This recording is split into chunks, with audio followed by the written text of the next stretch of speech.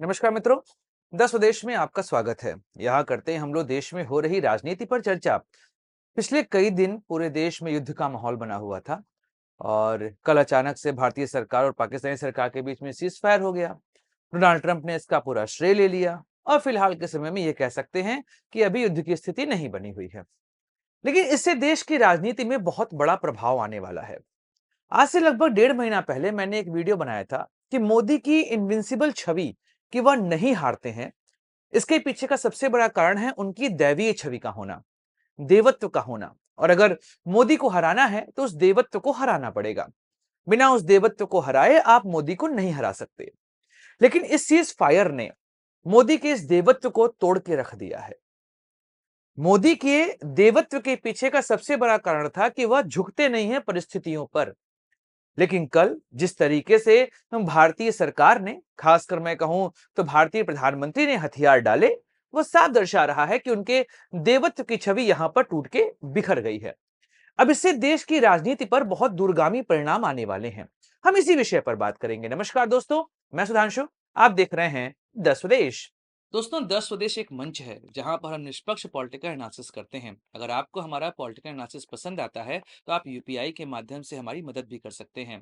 बाकी हमारे चैनल को सब्सक्राइब करिए, वीडियो को लाइक करिए और वीडियो को शेयर जरूर करिए।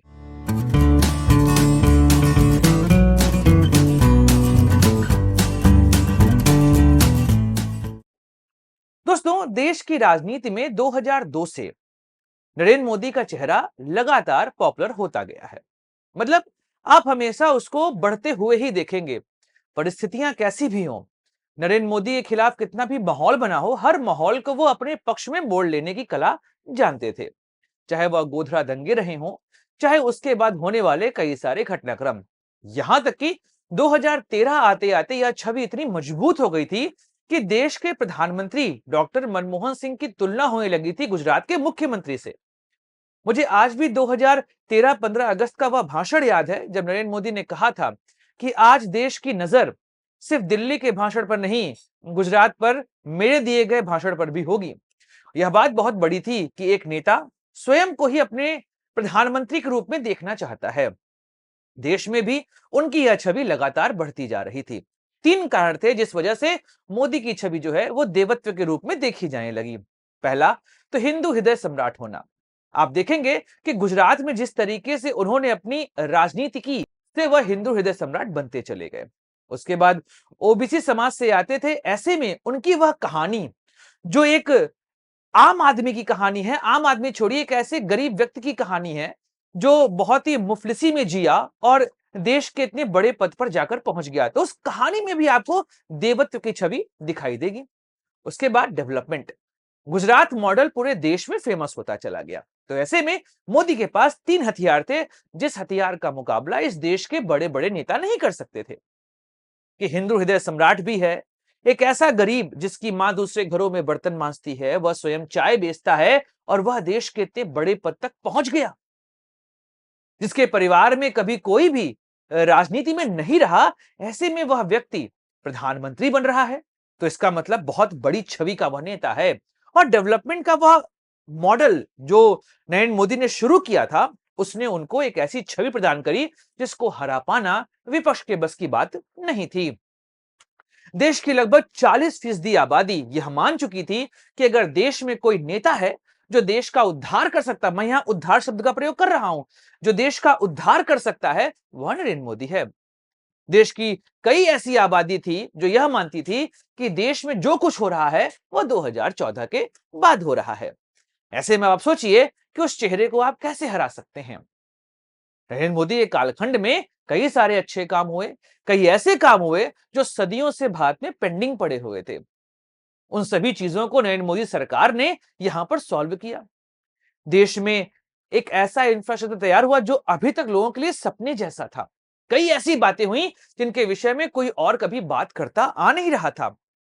तो यह छवि बनती चली गई। इस छवि का यह प्रभाव पड़ा कि देश में अगर कुछ भी अच्छा होगा तो उसके पीछे केवल नरेंद्र मोदी होंगे। आप अगर भारत में देखेंगे तो 2016 में उरी में जब आतंकवादी हमला हुआ था, हमारे जवान शहीद हुए थे, उसके बाद सर्जिकल स्ट्राइक हुई। उस सर्जिकल स्ट्राइक ने नरेंद्र मोदी की छवि को और मजबूत किया। बालाकोट में जब भारत ने एयर स्ट्राइक करी, उसने छवि को और मजबूत किया। उसके बाद 370 धारा यहां पर हटा दी गई। 3 तलाक के मुद्दे को ठीक कर दिया गया। एक तरीके से यूनिफॉर्म सिविल कोड की ओर भारत बढ़ता दिखाई दिया। उसके बाद भारत ने यह देखा कि देश में राम मंदिर का निर्माण हो रहा है। जो मुद्दा पिछले 500 सालों से चल रहा था, वह मुद्दा अचानक से सॉल्व हो गया। हर किसी ने यह सोचा कि भाई ऐसा नेता तो देश ने देखा ही नहीं है। तो वह दैवीय छवि लगातार बनती जा रही थी। कई सारे पक्षी नेता साइडलाइन हो चुके थे। किसी की कोई वैल्यू बची ही नहीं थी। देश में जो भी मोदी करते थे, वह सही माना जाता था, चाहे वह देश के लिए हो या उनकी पार्टी के लिए। लेकिन हर चीज को यहां पर सही माना जाता, क्योंकि नरेंद्र मोदी ने किया है तो सही ही किया होगा। यहां तक कि उनके द्वारा लिए गए फैसले यह भी मास्टर स्ट्रोक हुआ करते थे, और सेम फैसलों पर पलट जाना यह भी मास्टर स्ट्रोक कहलाता था। एग्जाम्पल के फॉर्म में जब भारत ने फार्मर बिल्स इंट्रोड्यूस किए, तो उसको मास्टर स्ट्रोक कहा गया कि देश में अब कृषि एक नए तरीके से की जाएगी और ऐसे हर किसान को वह उचित मूल्य मिलेगा जिसका वह हकदार है। उसकी आय दुगनी करने की बात जो हुई थी, वह यहां से पूरी होगी। लेकिन फिर उसके खिलाफ प्रोटेस्ट हुए और अचानक से मोदी सरकार ने उस फैसले को वापस लिया। और जब उस फैसले को वापस लिया गया तो उसे भी क्या कहा गया? मास्टर स्ट्रोक कहा गया। तो मोदी की छवि ऐसे हो चुकी थी कि वह सही करें तो भी मास्टर स्ट्रोक, गलत करें तो भी मास्टर स्ट्रोक, और पूरी जनता इसी के बीच में घूम रही थी। हर आम आदमी यह सोचता था कि देश में कुछ भी होगा तो वह मोदी ही कर सकते हैं, बाकी इस देश में किसी और व्यक्ति की वह छवि नहीं बनी हुई थी। अवतार के रूप में मोदी देखे जा रहे थे। लेकिन कहते हैं ना कि व्यक्ति व्यक्ति होता है। व्यक्ति से कभी ना कभी कुछ ऐसी घटना जरूर होती है जहां से उसकी इनविंसिबल छवि टूट जाती है। और उसकी शुरुआत होती है 2024 से, जब 2024 में भाजपा ने 400 पार का नारा दिया और वहां पर भाजपा मात्र 240 सीटों पर आकर सिमट गई। शायद देवत्व को लगा वह पहला झटका था, जहां से यह समझ में आया कि मोदी को हराया जा सकता है, मोदी को झुकाया जा सकता है। फिर तो देश की विपक्षी पार्टियों के अंदर एकता का भाव दिखा। विपक्षी पार्टियों ने नरेंद्र मोदी को घेरना चालू किया, और जब नरेंद्र मोदी इसके खिलाफ घिरते यहां पर दिखाई दिए, तो फिर उनकी देवत्व की छवि धीमे धीमे टूटने लगी। लेकिन फिर कुछ ऐसे घटनाक्रम हुए जहां पर देवत्व की छवि ने फिर से नया आयाम रचा, और वह देवत्व की छवि का आयाम रचने में सहयोग किया हरियाणा, दिल्ली और महाराष्ट्र के चुनाव में। कारण है, इन तीनों चुनावों में भाजपा की हालत बहुत खराब थी। लेकिन भाजपा ने यहां पर ऐसी विजय प्राप्त करी जिसके बारे में कोई उम्मीद भी नहीं कर रहा था। तो फिर नरेंद्र मोदी की वह छवि फिर से ऊपर उठने लगी। लेकिन आप नोटिस करेंगे, इन तीनों राज्यों में नरेंद्र मोदी के नाम पर चुनाव नहीं लड़ा गया था, भाजपा ने अपने नाम पर चुनाव लड़ा था। फिर भी सफलता का श्रेय हमेशा कैप्टन को मिलता है, और यहां पर नरेंद्र मोदी को वह सफलता का श्रेय दिया गया। फिर कई सारे नारे गूंजे और भाजपा ने, उस समय राहुल गांधी और विपक्षी पार्टियों का मुख्य एजेंडा था जातिगत जनगणना, उस जनगणना के मुद्दे को भाजपा ने बटोगे तो कटोगे, एक है तो सेफ है के नारे से काटने का प्रयास किया, और लगा कि देश में हिंदुत्व की लहर फिर से शुरू होने वाली है। लेकिन इस लहर में एक चेहरा चमक रहा था, जो चेहरा नरेंद्र मोदी के चेहरे से ज्यादा पॉपुलर हो रहा था, और वो चेहरा थे योगी आदित्यनाथ। अचानक से योगी आदित्यनाथ केंद्रीय राजनीति के टकराव में आते दिखाई दिए, और लगा कि जनता 2000 में धीमे धीमे योगी को पसंद करना शुरू कर चुकी है। मोदी के चेहरे को अगला डेंट लग रहा था, क्योंकि देश में एक नया चेहरा उभर रहा था योगी आदित्यनाथ के रूप में। यह छवि को दूसरा डेंट था, क्योंकि पिछले 10 सालों में कोई भी चेहरा नरेंद्र मोदी के चेहरे के आसपास भी दिखाई नहीं दे रहा था। लेकिन ऐसे में एक छवि जो कि नरेंद्र मोदी से ज्यादा हिंदू हृदय सम्राट की बनती जा रही थी, योगी आदित्यनाथ की उस छवि ने नरेंद्र मोदी की छवि को धीमे धीमे डाउन करना शुरू किया। तो जैसे मैं समझाया आपको, देवत्व में यह दूसरी गिरावट यहां पर दिखाई दे रही थी। पहला, नरेंद्र मोदी के नेतृत्व में भाजपा ने 272 सीटों की प्राप्ति भी नहीं करी, यह था देवत्व को पहला झटका। और नरेंद्र मोदी के समानांतर पूरे देश में कोई और था नहीं, लेकिन अचानक से 6 महीने में योगी आदित्यनाथ का उभार होने लगा और वह मोदी से अधिक पॉपुलर होने लगे। ऐसे में देवत्व को लगा था यह दूसरा झटका। लेकिन यह दोनों झटके इतने बड़े नहीं थे, क्योंकि इन दोनों झटकों से नरेंद्र मोदी स्वयं को उबार सकते थे। लेकिन तभी एक ऐसा झटका लगा जिससे उबर पाना लगभग लगभग मोदी के लिए असंभव सा हो चुका था, और वह था जातिगत जनगणना की घोषणा करना। नरेंद्र मोदी की राजनीति का सबसे बड़ा तत्व रहा है, जिसको मैंने शुरुआत में ही कहा था, वह था हिंदू हृदय सम्राट का होना।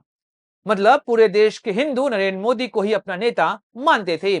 भाजपा को मिलने वाले 36% वोट में से 30% वोट वो हुआ करते थे जो नरेंद्र मोदी को हिंदू हृदय सम्राट के रूप में देखा करते थे। शायद योगी का उभार इसीलिए हुआ कि वह 30% वोट योगी में ज्यादा हिंदुत्व देखने लगे थे। तो नरेंद्र मोदी के चेहरे को झटका लगना शुरू हो चुका था। ऐसे में नरेंद्र मोदी की वह हिंदुत्व की राजनीति अचानक से पलटी मारती है। और वह पलटी हुई कैसे? यह पलटी हुई जातिगत जनगणना के रूप में। हिंदू समाज में जातियों की बातों को पसंद नहीं किया था। खासकर जो हिंदू स्वयं को कट्टर हिंदू बोलते हैं, वह जातियों में बंटना पसंद नहीं करते हैं, और भाजपा को वोट इसीलिए वह देते हैं कि भाजपा जाति की बात नहीं करती है। लेकिन फिर क्या हुआ? नरेंद्र मोदी के नेतृत्व में भाजपा सरकार ने अचानक से जातिगत जनगणना का फैसला लिया। इस बार यह झुकाव ऐसा था जिसको नरेंद्र मोदी, उनके समर्थक यह कहकर मास्टर स्ट्रोक नहीं बता सकते थे, जैसा उनका झुकाव पहले लैंड बिल पर, उसके बाद फार्मर बिल पर देखने को मिला था। वहां पर मास्टर स्ट्रोक और चेहरे ने सब कुछ संभाल लिया था। लेकिन इस बार जो डेंट उस देवत्व को लगा, वह देवत्व का डेंट इतना बड़ा था कि इसको रिकवर कर पाना आसान नहीं था। और यह फैसला ऐसे समय लिया गया जहां पर देश पूरे तरीके से एकजुट हो रहा था, और वह था पहलगाम में हुआ आतंकी हमला। इस वजह से पूरे देश में पाकिस्तान के खिलाफ एक गुस्से की लहर दौड़ रही थी। पक्ष विपक्ष धर्म जाति सब कुछ खत्म हो चुका था, और देश का केवल एक ही मोटो था कि पाकिस्तान से इसका बदला हमको लेना है। अचानक से नरेंद्र मोदी के भाषण में वह एग्रेशन दिखाई दिया जिसके लिए वह जाने जाते थे। लेकिन फिर हुआ क्या? फिर हुआ यह कि डेंट लग चुके थे 3, लेकिन अचानक से जो डेंट इस बार लगा है, उस डेंट ने नरेंद्र मोदी के देवत्व की छवि को पूरे तरीके से खत्म कर दिया है।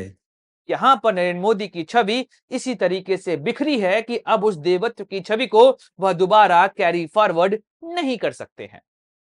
अब अचानक से विपक्षी पार्टियां नरेंद्र मोदी से ज्यादा मजबूत नजर आने लगी हैं। अचानक से जिस राहुल गांधी को भाजपा के लोग पप्पू बुलाते थे, वह देश के सबसे बड़े नेता दिखाई दे रहे हैं। नरेंद्र मोदी का झुकना सीज फायर पर, वह युद्ध जो भारत जीत सकता था, उस युद्ध में भारत ने ऐसी हार ली है जिस हार को भारत कभी भी स्वीकार नहीं कर पाएगा। कारण यही कह रहा हूं कि देश की जनता इस युद्ध को हारा हुआ महसूस कर रही है। नरेंद्र मोदी की वह देवत्व की छवि, वह राष्ट्रवादी छवि कि मैं देश नहीं झुकने दूंगा, अचानक से पूरे देश को ही झुकाकर रख दिया है। तो बात स्पष्ट है कि नरेंद्र मोदी को हराने के लिए उनकी देवत्व की छवि को हराना आवश्यक था, और उस देवत्व की छवि को स्वयं प्रधानमंत्री नरेंद्र मोदी ने ही समाप्त कर दिया है। ऐसे में अब भारत देश में आपको नई राजनीति होती दिखाई देगी, क्योंकि मोदी उतने कन्विंसिंग तरीके से अब नहीं बोल सकते कि मैं देश नहीं झुकने दूंगा, क्योंकि यहां पर जो सीज फायर हुआ है, जिस तरीके से विदेशी लोगों ने इसको मैनिपुलेट किया है, जिस तरीके से पूरी दुनिया में नैरेटिव जा रहा है कि भारत यह युद्ध हार चुका है, जिस तरीके से कश्मीर के मुद्दे में तीसरी पार्टी की यहां पर एंट्री हुई है, यह साफ दर्शा रहा है कि मोदी का देवत्व खत्म हो चुका है। आने वाले समय में आपको दिखाई देगा कि यह देवत्व अब हारना शुरू करेगा। अगर भाजपा को आगे अपनी राजनीति को बढ़ाना है, तो एक नए दैवीय छवि के नेता को यहां पर लाना पड़ेगा।